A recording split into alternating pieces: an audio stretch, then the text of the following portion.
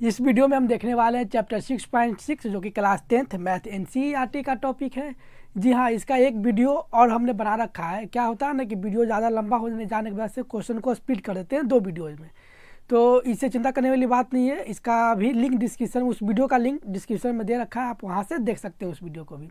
ये optional chapter है, यानी कि अगर आप इस वीडियो को देख रहे हैं इसका मतलब है कि आपका पूरा का पूरा जो मकसद एम है वो सीखना है, यानी कि आप वीडियो को बिना स्किप किए हुए पूरा फुल वीडियो का सोल्यूशन देखेगा ताकि आपको समझ में आएगा।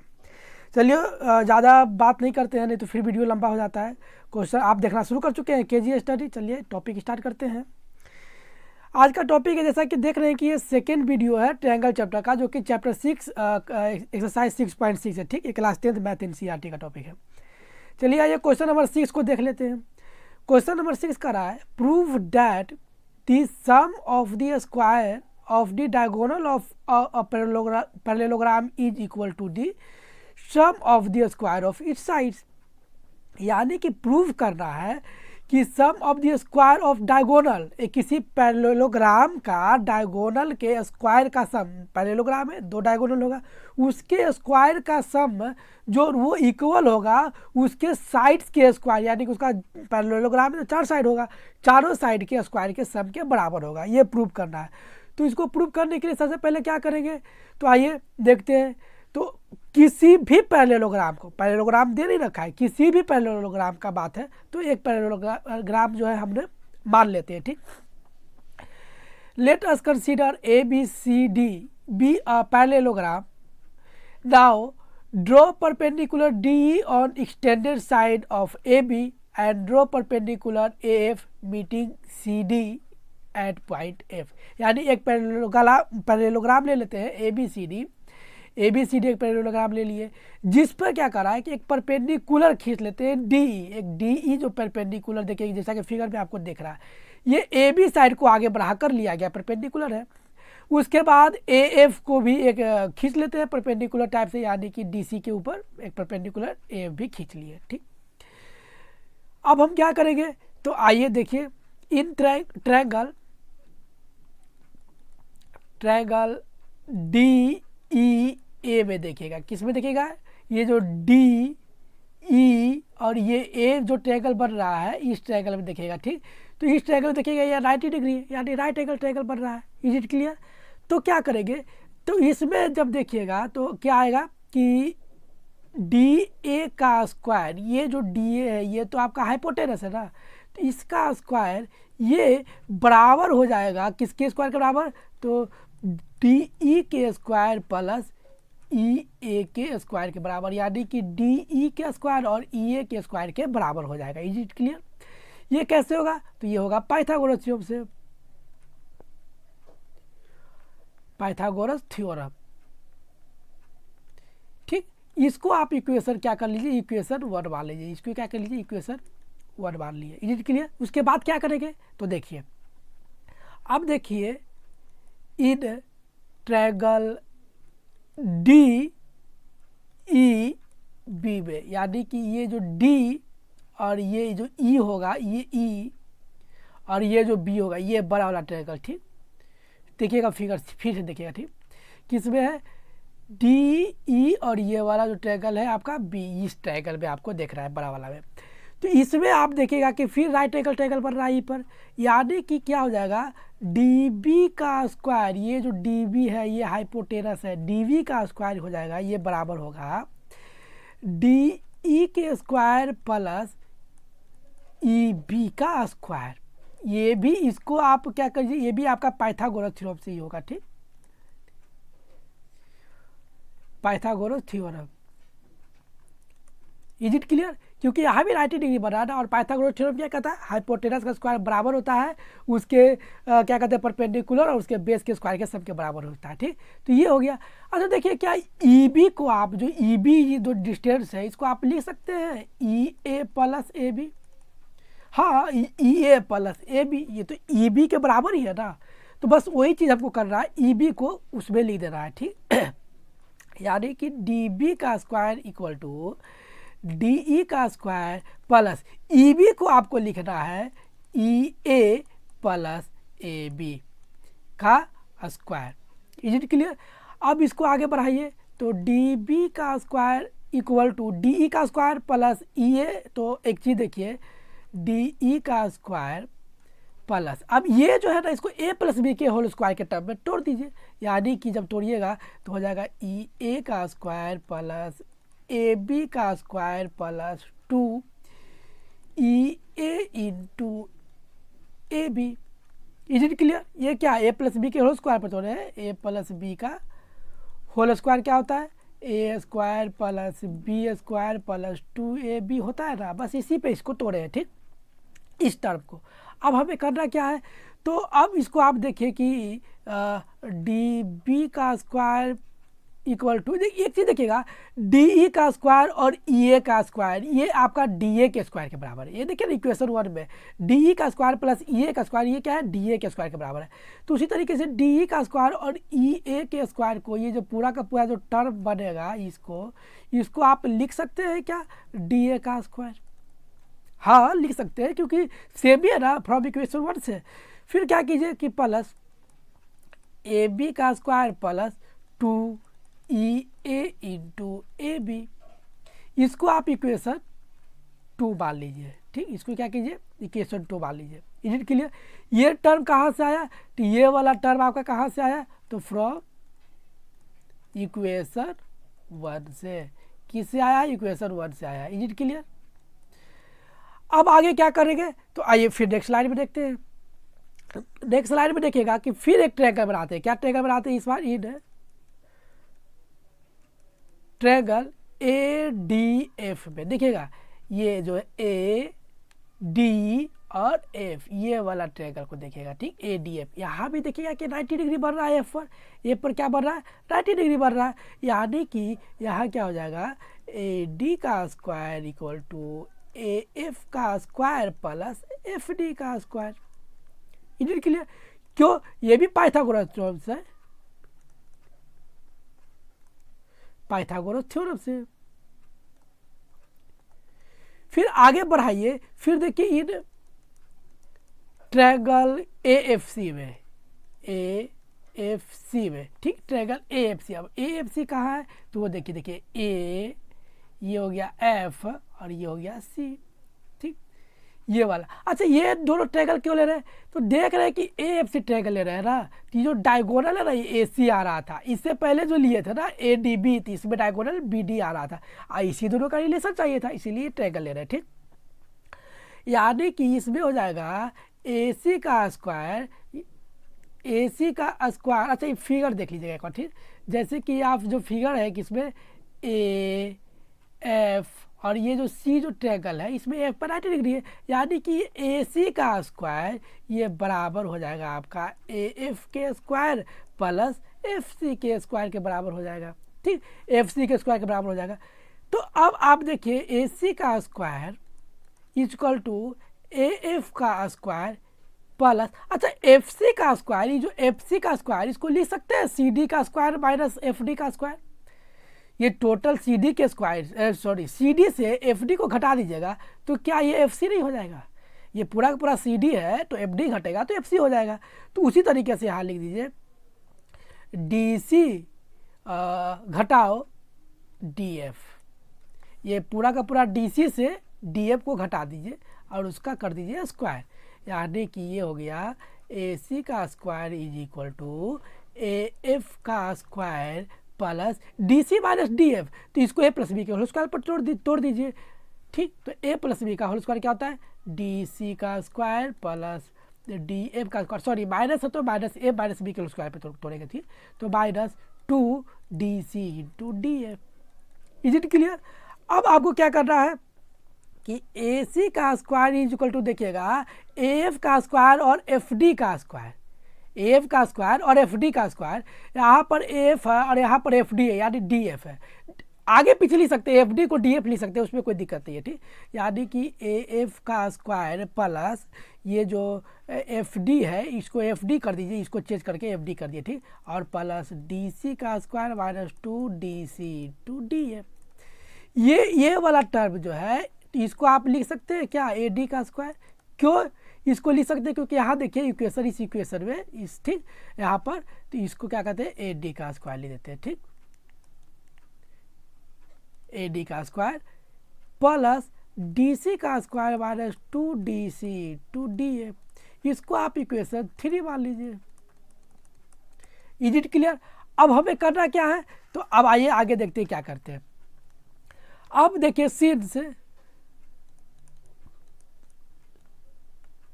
देखिएगा A B C D is a parallelogram,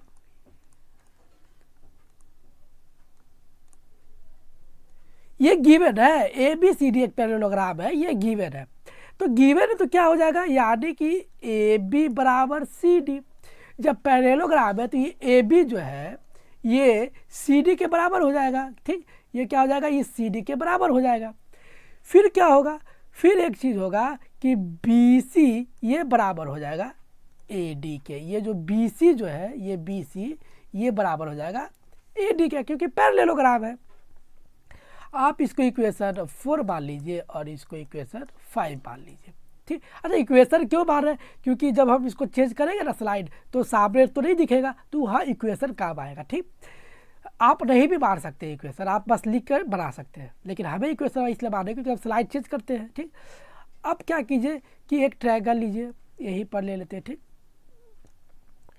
क्या किए कि एक ट्रायंगल लिए, triangle DEA and triangle ADE, इसको हम क्या कहते हैं कि कांग्रेस करने का प्रयास करते हैं। किससे? कांग्रेस करते हैं।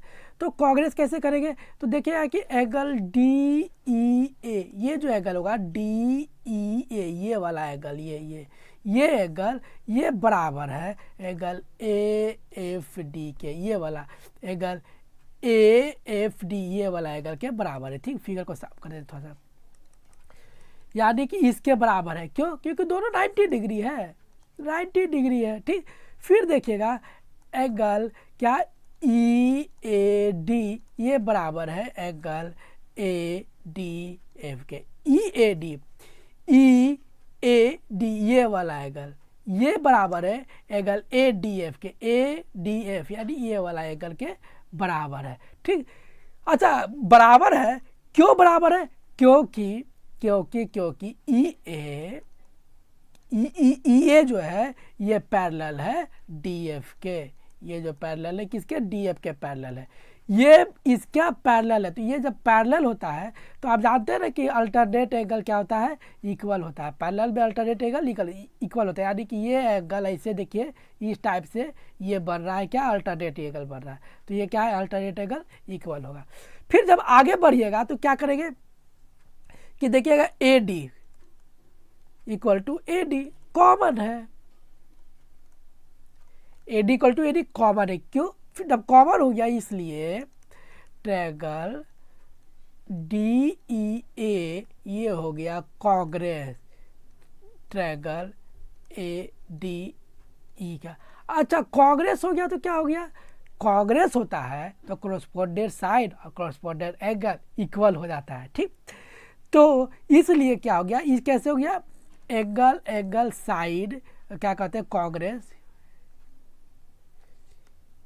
कांग्रेस कंडीशन से ये क्या हो गया, कांग्रेस हो गया।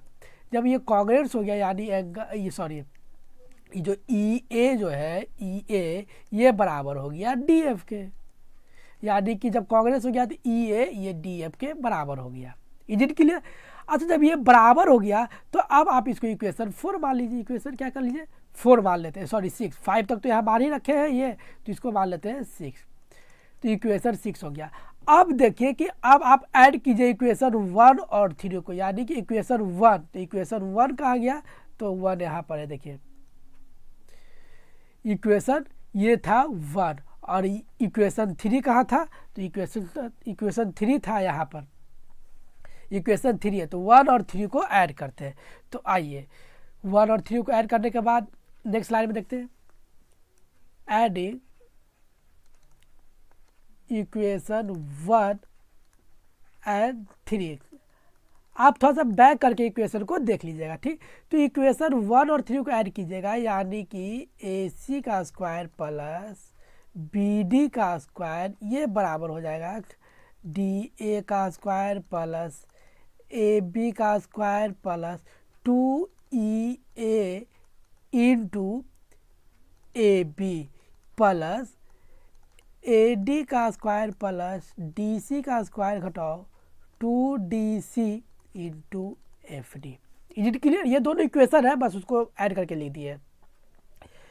अब जब ये कर देंगे यानी कि ए सी का स्क्वायर प्लस बी डी का स्क्वायर ये इक्वल टू डी ए का स्क्वायर प्लस ए बी का स्क्वायर प्लस, अब एक चीज़ देखिएगा कि सब स्क्वायर वाले को एक साइड कर दे रहे हैं, ठीक, यानी कि ए डी का स्क्वायर प्लस डी सी का स्क्वायर ये plus 2EA into A B और -2 ये क्या हो जाएगा D C into F D. एक साइड कर दिए स्क्वायर वाले टर्म को एक साइड, और जो मल्टीप्लाई वाला टर्म है उसको एक साइड कर दिए। अब आप देखिए एक चीज़ देखिए डी सी और क्या कहते हैं एफ डी को देखिएगा, ठीक, क्या कि ए सी का स्क्वायर प्लस बी सी का square equal to D A, ये डी ए का स्क्वायर, ये जो डी ए है इसका स्क्वायर आप देखिएगा किसमें, इक्वेशन 4 में। देखिए डी ए किसके बराबर है, तो आपको इक्वेशन 4 दिखा देते हैं, ठीक। तो इक्वेशन जब 4 देखिएगा तो ये देखिएगा कि ए बी जो है सी डी के बराबर है और ए डी क्या है बी सी के बराबर है। ध्यान दीजिएगा सी डी ए बी के बराबर है और ए डी बी सी के बराबर है, तो वही है कि जब ए डी यानी डी ए ये बी सी के बराबर है यानी कि ये बी सी का स्क्वायर, ठीक, ये प्लस ए बी, तो ए बी को ए बी रहने दीजिए, ठीक, ए बी का स्क्वायर प्लस ए डी को ए डी का स्क्वायर और प्लस सी डी को और डी सी का स्क्वायर, ये से भी है, ठीक, plus 2EA into A B घटाओ 2 डी सी किसके बराबर था, डी सी था ए बी के बराबर, तो ए बी और ये एफ डी, तो एफ डी बराबर था ई ए के। ये आपको पता चल गया फ्रॉम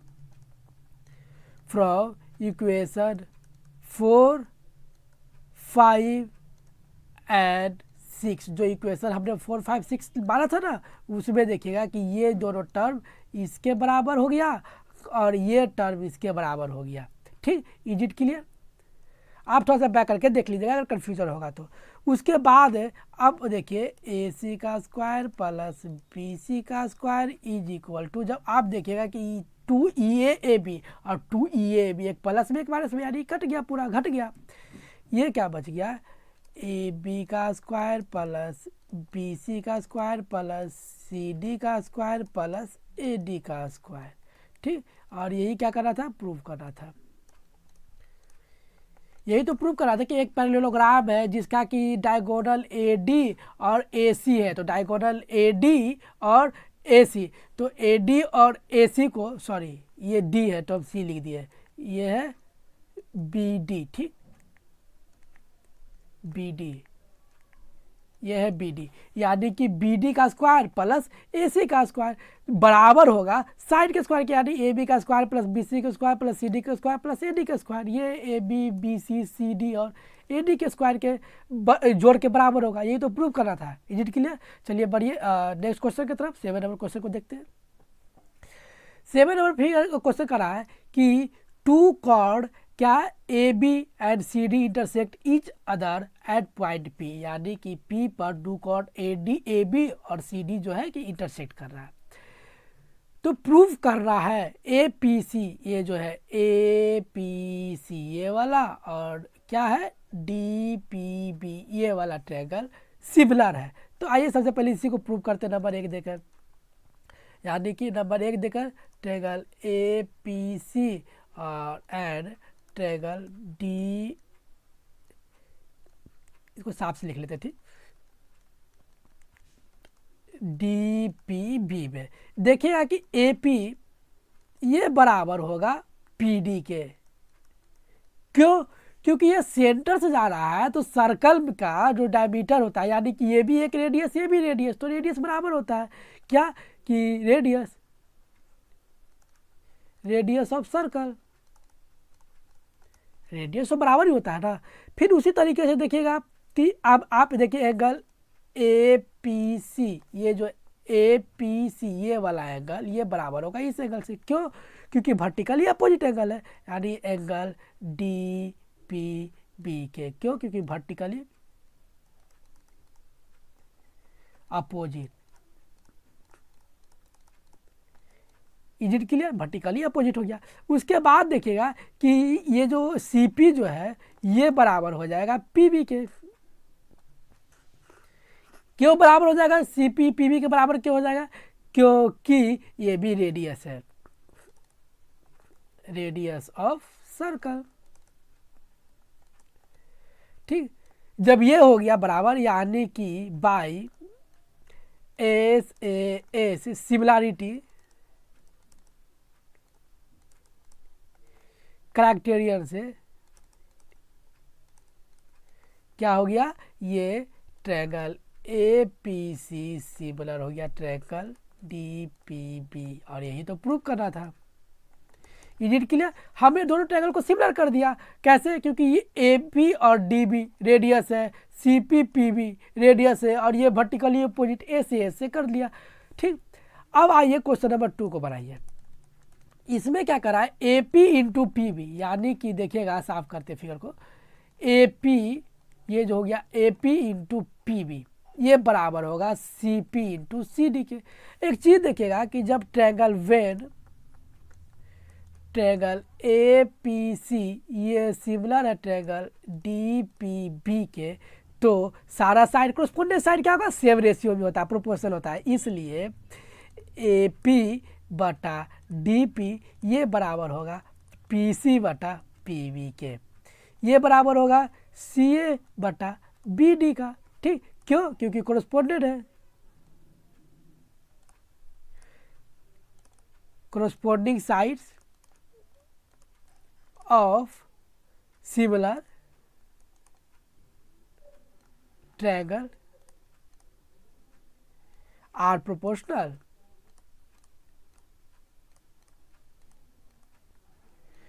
सिमिलर ट्रायंगल के कोरस्पोंडेंट साइड क्या होता है, प्रोपोर्शनल होते हैं। देखिएगा, स्टेप बाय स्टेप अगर कीजिएगा तो आपको समझ में जरूर आएगा। ठीक, इज इट क्लियर? यानी कि अब हमें क्या करना है कि ये सी ए होता है, लेकिन इसका काम नहीं था, इसको छोड़ देते हैं, इसी दोनों में आइए कर लेते हैं। यानी कि A P multiply P B ये बराबर हो जाएगा P C multiply D P के, और ये तो प्रूव करना था सेकेंड नंबर में। ये भी देखिए कितना आसानी से आपका प्रूव्ड हो गया। Is it clear? सिमिलर है तो कोरस्पोंडेंट साइड क्या होते हैं, सिमिलर होते हैं, तो कोरस्पोंडेंट साइड का जो रेशियो होता है लिख लिए, और फिर क्या करते हैं कि उसको मल्टीप्लाई कर लीजिए क्रॉस मल्टीप्लिकेशन से। Is it clear? अगर समझ में आया है तो वीडियो को जरूर लाइक कीजिए और शेयर भी करना ना भूलिएगा। ठीक, चलिए आगे बढ़ते हैं नेक्स्ट क्वेश्चन की तरफ, 8 नंबर क्वेश्चन की तरफ। तो 8 नंबर क्वेश्चन का रहा है, in figure 2 chord A B और सी डी, ए बी और सी डी दो कॉर्ड है इन अ सर्कल। ठीक, एक सर्कल में intersect each other at point P, जो कि पॉइंट पी पर, जो कि सर्कल के बाहर इंटरसेक्ट कर रहा है।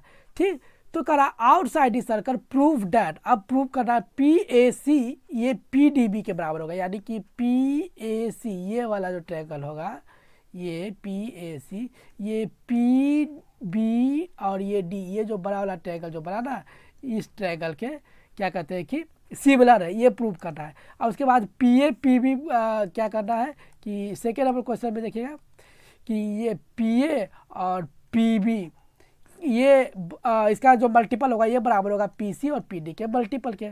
तो इसको भी कैसे बनाएंगे देख लीजिए। सबसे पहले नंबर 1 दीजिए, in triangle P A C and triangle P D B के। Is it clear? तो इसमें आप देखिएगा क्या हो जाएगा कि एंगल P बराबर एंगल P, क्यों? कॉमन है, एंगल P बराबर एंगल P दोनों में है ना, ये छोटा वाला ट्रायंगल में भी है और ये क्या है कि बड़ा वाला ट्रायंगल में भी है। ठीक, उसके बाद क्या करेंगे कि उसके बाद देखिएगा कि एंगल ए सी पी ये बराबर होता है एंगल ए बी डी के। ये जो ए सी पी ये वाला देखिएगा, ए सी पी ये जो बाहर का जो एंगल बनेगा ये बराबर होगा ए बी डी के ये वाला एंगल के। क्यों बराबर होगा? क्योंकि in a cyclic quadrilateral and interior angle is equal to opposite exterior angle. एक साइक्लिक क्वाड्रिलेटरल में जैसे कि ए बी डी सी, एक जो क्वाड्रिलेटरल बन गया, एक साइक्लिक क्वाड्रिलेटरल है, तो इसमें जो एक इंटीरियर एंगल जो होगा उसके एक्सटीरियर एंगल के बराबर होगा, यानी कि ये एक्सटीरियर एंगल बनता है और ये इंटीरियर एंगल के उसके अपोजिट वाला इंटीरियर एंगल के बराबर होता है। ठीक, तो वही चीज़ से ये क्या हो गया, बराबर हो गया। फिर के इसीलिए यानी कि जब दो एंगल बराबर हो गए, यानी कि क्या कि ट्रायंगल पी ए सी ये सिमिलर हो गया ट्रायंगल पी डी बी के। क्यों? क्योंकि एंगल क्या कहते हैं कि बाई एंगल सिमिलरिटी क्राइटेरियन से ये क्या हो गए, सिमिलर हो गए। Is it clear? और ये हो गया प्रूव्ड। अच्छा, जब ये सिमिलर हो गए तो सेकेंड नंबर क्वेश्चन भी तो आसानी से बन जाएगा। जैसे कि इससे पहले 7 नंबर क्वेश्चन बनाए थे, तो हम कहते हैं कि पहले आप खुद से बना लीजिए, उसके बाद सोल्यूशन देखिएगा। ठीक, उसके बाद बेन ट्रायंगल पी ए सी ये सिमिलर है ट्रायंगल पी डी बी के, यानी कि क्या हो जाएगा, पी सी बटा पी बी।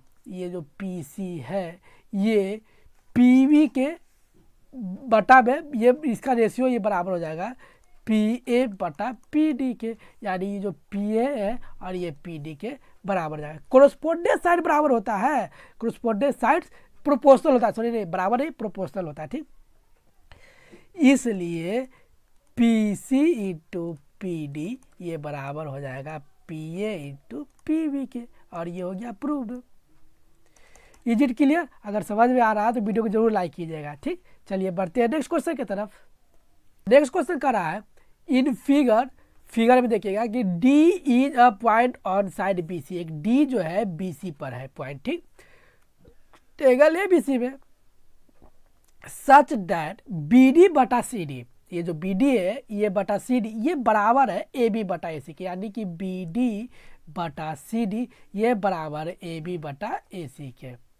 तो प्रूव करना है, prove that AD is the bisector of triangle BAC, यानी कि ये जो AD है इस ट्रायंगल BAC का बाइसेक्टर है, मतलब आधा आधा बांटता है, काटता है। ठीक, तो इसको प्रूव करने के लिए सबसे पहले हमें कुछ इसमें क्या करना होगा, कंस्ट्रक्शन करना पड़ेगा। ठीक, तो आइए देखते हैं क्या करना पड़ेगा। In given figure let us extend BA to P, यानी कि BA को P तक एक्सटेंड करते हैं, यानी कुछ पॉइंट इसे आगे बढ़ाते हैं। ठीक, सच दैट कि AP और AC बराबर हो जाए। देखिए फिगर, जैसे कि ये BA को P तक एक्सटेंड किए, जिसमें AP और AC यानी कि जो आगे बढ़ा है वो AC के बराबर हो रहा है। ठीक, ये जो आगे बढ़ा है किसके बराबर हो रहा है, AC के बराबर हो रहा है। और उसके बाद PC को ज्वाइन कर दिया ना, ज्वाइन PC। इसके बाद अब आप देखिएगा गिवन है, क्या गिवन है, इतना कंस्ट्रक्शन करने के बाद ये कंस्ट्रक्शन क्यों किए हैं, क्योंकि आप देख लीजिए अभी समझ में आ जाएगा। गिवन क्या है, तो गिवन है आपका BD बटा CD ये बराबर गिवन है AB बटा AC के। ये क्या है कि ये यहाँ पर देखिए कि क्वेश्चन में गिवन है, तो जब ये गिवन है तो यहाँ से अब आप देखिएगा कि क्या हो रहा है यहाँ पर BD बाई CD और AB बाई AC, इसलिए क्या है BD बाई CD ये बराबर है जब AB बाई AP के। क्यों? क्योंकि AC और AP हमने फिगर में बराबर माना था, तो जब ये गिवन है तो AC के बता AP लिख सकते हैं ना, हाँ लिख सकते हैं। क्यों? क्योंकि AP बराबर AC है, क्या कहते हैं बाई फिगर। ये क्या है, फिगर में जो हमने कंस्ट्रक्शन किया था उसके हिसाब से। ठीक है, जब ऐसा क्यों किए, ऐसा करने के पीछे एक रीज़न था, क्योंकि हमें AD पैरेलल PC बनाना था, यानी कि जो AD है ये PC के पैरेलल है, ये करना था। तो ये करने के लिए हमें ये चेंज करना पड़ा। ठीक, क्यों? क्योंकि by converse of Thales theorem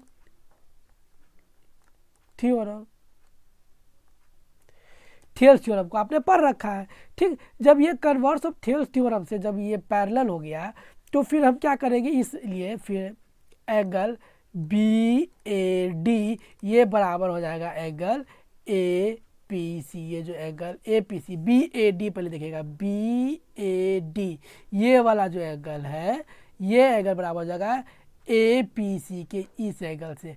क्यों बराबर हो जाएगा? क्योंकि जब A D P C parallel है तो ये हो गया कोरस्पोंडेंट एंगल। क्या हो गया? Corresponding angle. ठीक, ESPONDING कोरस्पोंडिंग एंगल।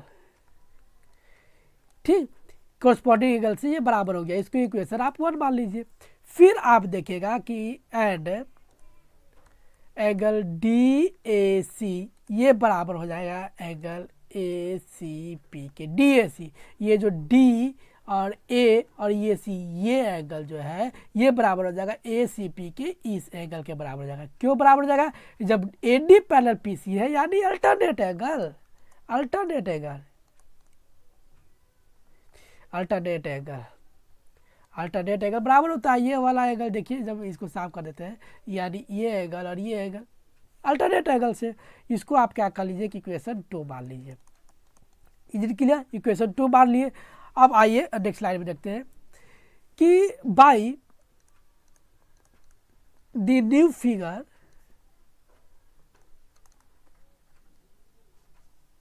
आप ये वाले जो फिगर जो हमने कंस्ट्रक्ट किया था इसमें देखिएगा क्या होगा कि AP बराबर AC था, AP बराबर AC था। फिर हम क्या करेंगे, यानी कि एंगल APC ये बराबर हो जाएगा एंगल ACP के, यानी APC ये वाला और ACP ये वाला बराबर हो जाएगा। क्यों?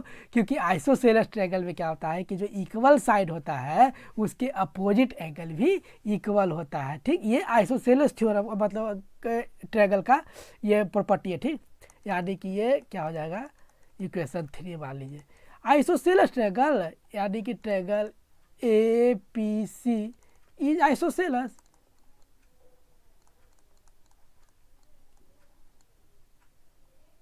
ठीक, आइसोसेलेस ट्रायंगल। तो स्पेलिंग साफ से लेते हैं। आइसोसेलेस ट्रायंगल में क्या होता है कि जो इक्वल साइड के अपोजिट एंगल भी इक्वल होता है। ठीक, उसके बाद क्या कीजिए, from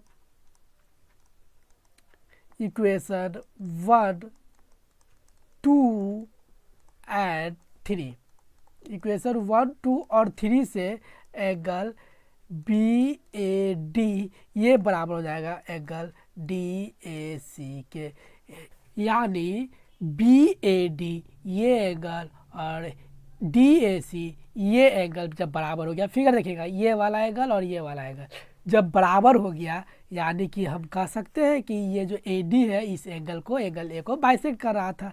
hence AD is the bisector of the angle BAC ये जो एंगल है BAC को बाइसेक्ट कर रहा था और ये प्रूव कर रहा था। ये प्रूव हो गया। Is it clear? ठीक, बढ़िए। अब नेक्स्ट क्वेश्चन की तरफ। ठीक, नेक्स्ट क्वेश्चन है 10 नंबर। 10 नंबर क्वेश्चन देख कर घबराइएगा नहीं, क्वेश्चन थोड़ा सा लंबा है, लेकिन लंबा क्वेश्चन क्या सोल्यूशन लंबा ही होगा, ये कोई जोड़ी थोड़े है, छोटा भी हो सकता है, लेकिन आप स्टेप मिस नहीं कीजिएगा। ठीक, क्योंकि स्टेप मिस करने से क्या होता है, दिक्कत हो जाती है। Nazima is flying fishing in a stream. Nazima क्या है कि एक स्ट्रीम में फिश को पकड़ रही है। The tip of her fishing rod, ये जो फिशिंग रॉड है इसका जो टिप ये देखिएगा, ये ऊपर वाला ये कितना है 1.8 मीटर एबव द सरफेस, यानी कि पानी के सरफेस से 1.8 मीटर ऊपर है। ठीक, इसका टॉप और surface water and fly at the end of the string क्या है कि rest on the water 3.6 metre away. और क्या है कि ये जो है इससे दूर, यानी कि जहाँ बैठी है उससे 3.6 मीटर दूर पर इससे टिप है, मतलब कि निकला हुआ है एक रस्सी जो कि दूरी पर है, जिसको कि क्या कहते हैं 1.2 मीटर और 2.4 मीटर में डिवाइड किया गया। ठीक, जिसमें क्या दे रखा है कि देखिए 2.4 metre from a point directly on the tip of the rod, यानी कि ये टिप के रॉड से दूरी कितना 2.4 मीटर का है। ठीक, यानी कि टिप से रॉड का दूरी 2.4 मीटर का है, यानी कि रेस्ट दूरी 1.2 मीटर टिप का था। ठीक, यानी assuming that her string is टट मतलब क्या है, स्ट्रिंग इसका पूरा टाइट है, मतलब ढीला नहीं है। How much string does she out अब वो कितना स्ट्रिंग्स बाहर निकाली है, if she pulls in the string at the rate of 5 centimetre per second, अगर वो स्ट्रिंग 5 सेंटीमीटर पर सेकेंड के स्पीड से खींच रही है तब, यानी what will be horizontal distance of the fly from the after 12 second. अब 12 सेकेंड में इसका हॉरिजॉन्टल डिस्टेंस कितना होगा, ये वाला जो हॉरिजॉन्टल डिस्टेंस होगा, यानी कि कुछ टिप ये खींच के यहाँ तक ले आई होगी, यानी कि 5 मीटर सेंटीमीटर पर सेकेंड के हिसाब से खींच, यानी कि टिप यहाँ तक आ गया होगा। यानी इसका फिगर देख लेते हैं, जो मतलब 2 क्वेश्चन इसमें बना, ठीक। तो क्या कैसे निकालेंगे, तो सबसे पहले एक फिगर है, फिगर ए बी सी, यानी कि इसको ए मान लीजिए और इसको मान लीजिए बी और इसको मान लीजिए सी, यानी इसको आप ज्वाइन करते हैं तो एक ट्रायंगल नहीं बन रहा है, ट्रायंगल बन रहा है। इस ट्रायंगल में आपको देखिएगा कि ये जो बी है, तो ये सी बी 2.4 और ये 1.8 मीटर दे रखा है, तो ए सी हमको पता नहीं है, यानी टिप कितना लंबा, वो स्ट्रिंग कितना लंबा है पता नहीं है। तो सबसे पहले स्ट्रिंग कितना लंबा है उसको निकालिए, यानी कि सॉल्यूशन देखिएगा इन ट्रायंगल ए बी सी में देखिएगा ए सी का स्क्वायर, ये जो ए सी है इसका स्क्वायर, ये बराबर हो जाएगा ए बी का स्क्वायर प्लस बी सी का स्क्वायर। क्यों? क्योंकि पाइथागोरस थ्योरम से,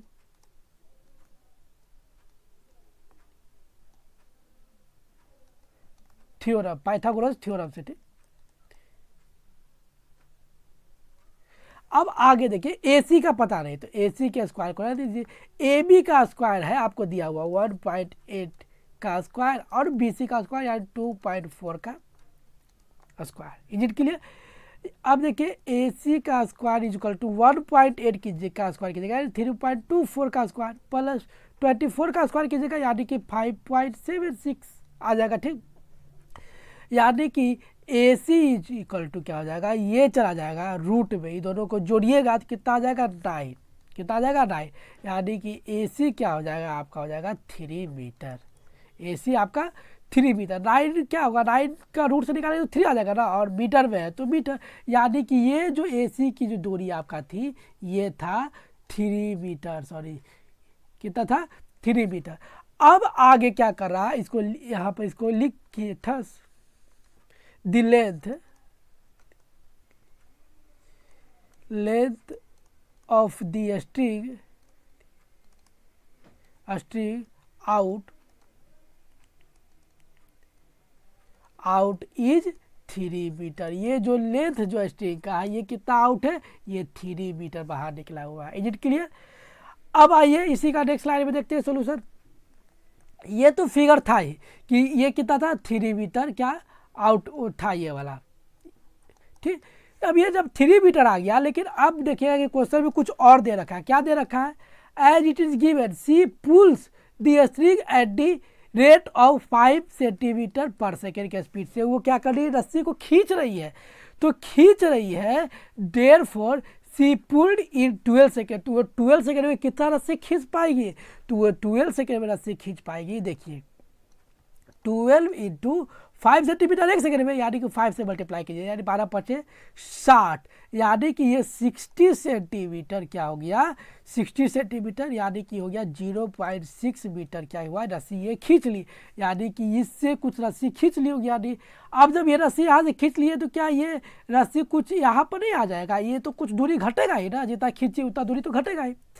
यानी कि अब क्या हो गया, the fly is at point D after 12 second, the length of string out after 12 second is A D, यानी कि एक नया डी पर आ गया, यानी कि A D is equal to A C minus string pull by राजवा इन 12 सेकेंड। यानी कि अब ए डी का दूरी, ये जो ए डी का दूरी ये कितना हो जाएगा, तो ए सी में से ये जितना खींची है उसको घटा दीजिए, तो ए सी कितना था 3 था और खींची कितना, तो 0.6, तो ये कितना आ गया 2.4 मीटर, यानी ये कितना आ गया 2.4 मीटर आ गया, ठीक। जब ऐसा आ गया तो एक नया फिगर बनेगा, कुछ इस टाइप का फिगर बनेगा। इस फिगर को ध्यान दीजिएगा, यानी कि पहले 3 सेंटीमीटर का स्ट्रिंग था और इसको कुछ स्ट्रिंग खींच लिया, यानी कि अब डी पर बढ़ गया, यानी कि नया स्ट्रिंग का जो लेंथ हो गया ए डी 2.4 मीटर हो गया। अब इसको कैसे निकालिएगा, तो देखिए इन ट्रायंगल ए डी बी में देखिएगा कि आपका ए डी का square is equal to A B का स्क्वायर प्लस बी डी का स्क्वायर। ठीक, ये ए डी का स्क्वायर प्लस बी डी का स्क्वायर, यानी कि ए डी आपको 2.4 दे रखा है तो इसका स्क्वायर, और आपका ए बी भी पता है 1.8 मीटर तो इसका स्क्वायर, और बी डी पता नहीं है तो ये बी डी का स्क्वायर ये रह जाएगा। Is it clear? उसके बाद देखिए कि 2.4 का जब स्क्वायर करेंगे तो 24 का स्क्वायर ये 576 होता है, यानी कि 5.76। ये घटाओ, ये 1.8 इधर प्लस में है तो इक्वल के साथ आएगा तो घट जाएगा, यानी कि 1.8 का स्क्वायर जब घटाएंगे यानी कि 3.24 ये हो जाएगा is equal to B D का स्क्वायर, यानी कि बी डी का स्क्वायर ये बराबर हो जाता है रूट अंडर 2.52। ठीक, यानी कि बी डी बराबर क्या हो जाएगा, तो बी डी बराबर हो जाएगा 1.587 मीटर। ये इतना अप्रॉक्स आ गया। ठीक, ये कितना आ गया, इतना अप्रॉक्स आ गया। अब हमें करना क्या है कि अब हमें करना है हॉरिजॉन्टल डिस्टेंस निकालना है ना, ठीक है, ये कितना दूरी पर है ये वाला डिस्टेंस निकालना है। ठीक, तो ये डिस्टेंस निकाल लीजिए, यानी कि horizontal distance of the fly is equal to क्या हो जाएगा, बी डी, ये जो बी डी ये प्लस 1.2 मीटर और ये 1.2 मीटर ये वाला ऐड कर लेगा ना कितना दूरी पर, जैसे कि यहाँ पर बैठा हुआ था ऊपर में। ठीक, तो यहाँ बैठा हुआ था और ये डिस्टेंस कितना था 1.2 मीटर का, और अब रस्सी का डिस्टेंस 2.4 मीटर है, तो टोटल कितना डिस्टेंस हो गया उसी को करना है। तो बी डी आपका निकल गया था 1.587 मीटर और ये था 1.2 मीटर ये वाला, तो आपका दूरी कितना हो गया टोटल 2.787 मीटर। ठीक, जब 787 मीटर हो गया यानी कि 2.78 मान लीजिए, क्योंकि ये 8 जो है 7 से ज़्यादा तो उसको आगे बढ़ जाते हैं तो कोई दिक्कत नहीं, यानी इतना अप्रॉक्स मीटर क्या हो गया, मीटर अप्रॉक्स। और यही आपको क्या निकालना था, ठीक, यही आपको निकालना था। Is it clear? जब हमने इसको सॉल्यूशन का आपने देख रखा है, यानी कि हमें उम्मीद करते हैं कि आपने सीख लिया है। अगर नहीं सीखे तो आप वीडियो को बैक करके फिर से देख लीजिए, क्योंकि ये क्या है कि थोड़ा सा ऑप्शनल चैप्टर है तो इसमें थोड़ा सा लंबा मतलब कि जितना भी सॉल्यूशन है तो हो जाते हैं, तो ये कोई चिंता करने वाली बात नहीं है। आप बस स्टेप बाय स्टेप देख लीजिए, आपको समझ में आ जाएगी। और अब वीडियो को यही ख़त्म करते हैं क्योंकि चैप्टर यहाँ पर ख़त्म हो जाता है। अब आते हैं नेक्स्ट वीडियो में नेक्स्ट चैप्टर के सॉल्यूशन के साथ। तब तक आप अपना ख्याल रखिए और इंतजार कीजिए हमारे नेक्स्ट वीडियो का।